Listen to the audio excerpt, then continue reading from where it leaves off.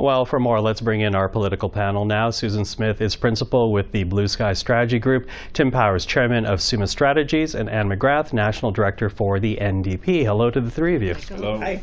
So listen, I want to begin with what we just heard from the senator, because here we have this incident. Did Andrew Scheer cross the line? Do we need to be talking about new rules of engagement and maybe perhaps even codified penalties here?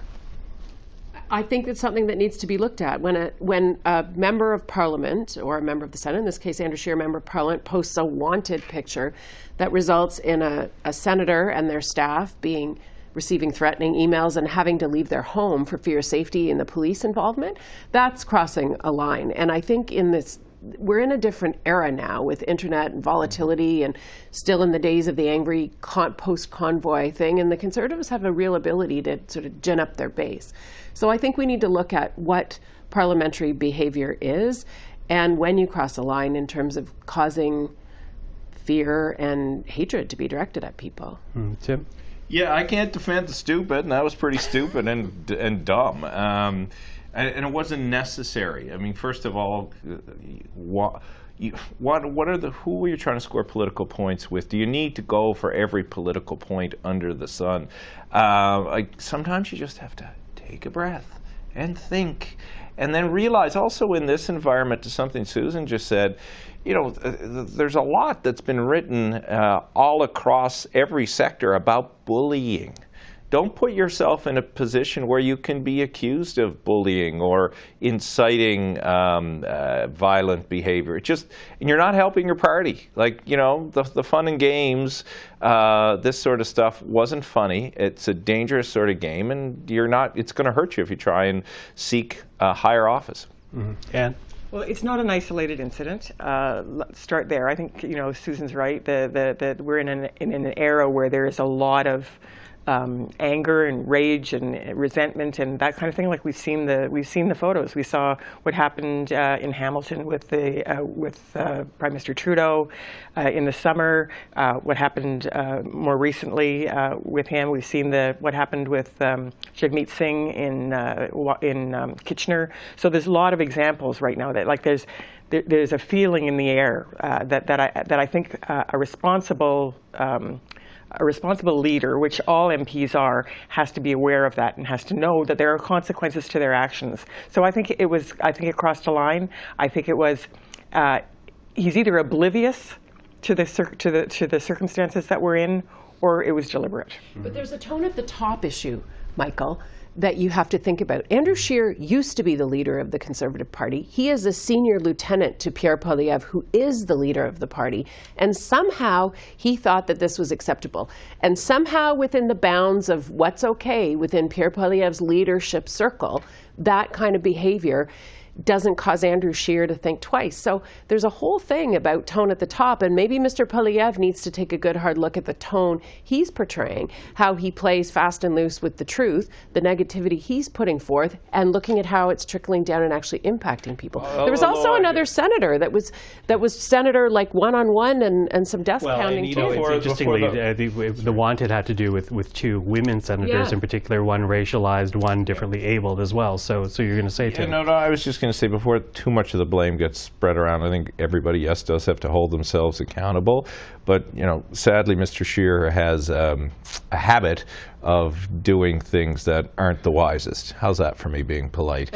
And he's got to watch that, because that sort of stuff also makes his own party members upset. Not only is it wrong, but there's political consequences to this, because and you saw what happened when he was leader of the party and he made some mistakes, some significant mistakes or dumb choices in this case. So he ought to watch it for his own purposes and his own political aspirations. Again, never mind that it is entirely wrong and never should have happened. Yeah, I think Timmy raised a really good point there, because I think that there are Conservatives who will not be comfortable with this. And I mean, we've seen it. I don't know how many sort of progressive Conservatives are left in the Conservative Party of Canada right now.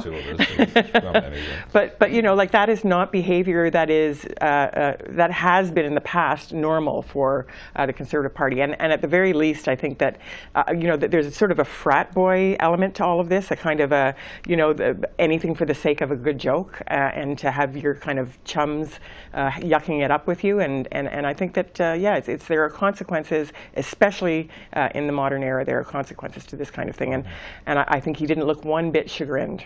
Okay, you mentioned leadership. I want to move on to another topic here, and this has to do with something that we heard from both Pierre Poilievre yesterday regarding the Rainbow Bridge crossing, the border crossing at Niagara Falls, Ontario, as well as some reaction from Karina Gould, the Liberal House Leader. Let's take a listen.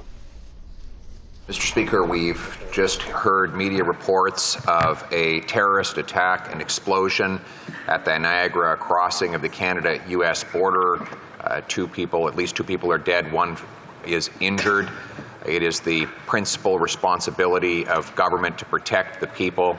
Can the Prime Minister give us an update on what he knows? Instead of taking a step back and asking what is going on, demonstrating calm and leadership and reassurance to Canadians, he immediately jumped to the conclusion that this was a terrorist attack without any knowledge or information that this was the case.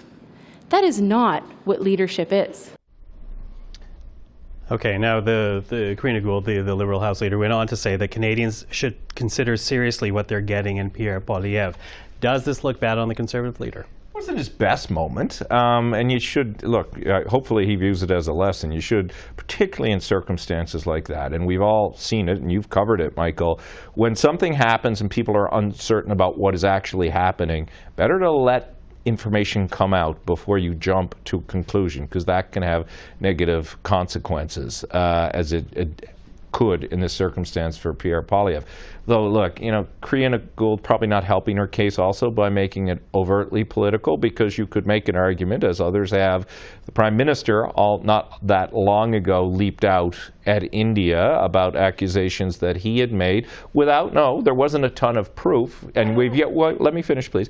We haven't, because you're polite. There hasn't been a ream of proof around all of that. So whether you're the Prime Minister or Pierre Poilievre, you need to look before you leap.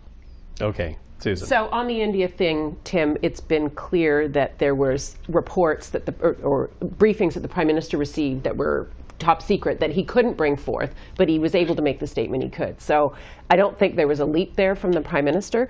With regards to Mr. Poilievre, he demonstrated yesterday that he takes his lead from Fox News, and that's a dangerous thing if you want to lead the country. And he does need to take a deep breath and stop trying to politicize absolutely everything. We saw him do it yesterday with the situation on the bridge at Niagara. We saw him do it as well, voting down the Canada-U.S.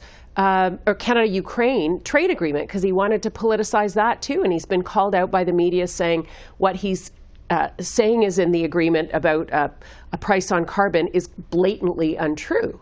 And so this is Poilievre's modus operandi. He's seeking, seizing, and trying to sniff out a political angle. And if he's not careful, it's going to bite him. Mm-hmm. Anne? He's very eager in situations like this, and I think that he does need to tone down, because you do end up overstepping. And I think it is true that one of the things I've always appreciated about Canadian media is that they're very careful. Mm-hmm. The Canadian media in general is very careful in a situation like that to make sure that they're communicating and acknowledging that sometimes there's misinformation and disinformation and all of those kinds of things. So I think that the way that he said that could alarm people unnecessarily, and I think it's irresponsible. I think he probably shouldn't have done that. And what I found, even kind of doubling down on that, when he was asked about it, he took the occasion to attack the reporter who asked the question. Yeah. Mm-hmm. And he did try to push back on that a bit earlier today. So all he needed was an apple. Yeah. Well. I'll leave it at that. But I do want it before we're done, because of course this week began with the fall economic statement. You labeled it the FES last week, so the fall economic statement. And yes, the government is moving on housing, but also pointed out was the fact that there is no path to get back to a balanced budget. Is that going to be a political liability for the Liberals, Susan? It's a good talking point right now for the opposition. I think by the time we get to an election, the financial situation of the country will be different. They've got a path to a reduced deficit. I think more what will matter to Canadians are the people who are struggling with affordability issues around housing. Is it better? Are the people who couldn't find a place to rent, is there more there for them? Have grocery bills gone down? Have we seen inflationary numbers gone down? So the narrative at the moment isn't awesome there, but I think what the government was focused on in terms of trying to help municipalities and provinces and people get houses built, try to deal with the competitiveness issue with the U.S. in terms of encouraging companies to invest in green technology and furthering their affordability issues for Canadians. There's, the ones in place like dental care and the child tax benefit and those kinds of and child care. Those are all the things that people will be thinking about when the election day eventually rolls around. We know there's a fixed election day in October 2025. We don't know when it will hit. But that's when I think people will really be looking at the economic snapshot. Okay. Tim? Listen, I'm just thrilled with the grocery task force because I'm going to send my American cousins now some Canadian turkeys that are going to be cheaper, Michael, because of all of that. Look, to your question to Susan, I think the public may not score the government entirely on fiscal prudence, but they will want to see, have they gotten better at certain things? And they will use some of the metrics that Susan's talked about. Are things cheaper? Is my mortgage lower than it was in 2023? But there are still some things that they're doing there that are worthy of criticism. It was a more traditional fall economic statement in that it wasn't the big mini budget that we've gotten used to. I think for them, what they wanted to do was do no harm to themselves. Generally, they have the predictable criticism from the Conservatives and the NDP is there. But will this have material difference on the lives of Canadians? I don't know. I don't think so. Yeah, but does it go to perception, though? Because, whether or not they are responsible economic stewards, is there a way, for example, to have accomplished housing without going into such debt? I don't think that the primary preoccupation of most Canadians is the government's finances. I think it's their own finances, and their own finances are in deep trouble right now. I think that if anything, I think that there was too little in there. There was very thin gruel. There was some spending on housing, which we had pushed very hard for. I'm disappointed that it doesn't come until 25, 26. I think people need help right now. There are shovel-ready housing projects ready to go right now in many places across the country. That money should be going out the door now because Canadians need help now, and I think that is much more of a concern for them than the bottom line in the fall economic statement. Okay, well, that is week one of Parliament's return. We have three more sitting weeks before this is done, before the Christmas break. So we'll come back. But for now, Susan, Tim, and Anne, always good time. Thank you for that. Thank you. Thanks.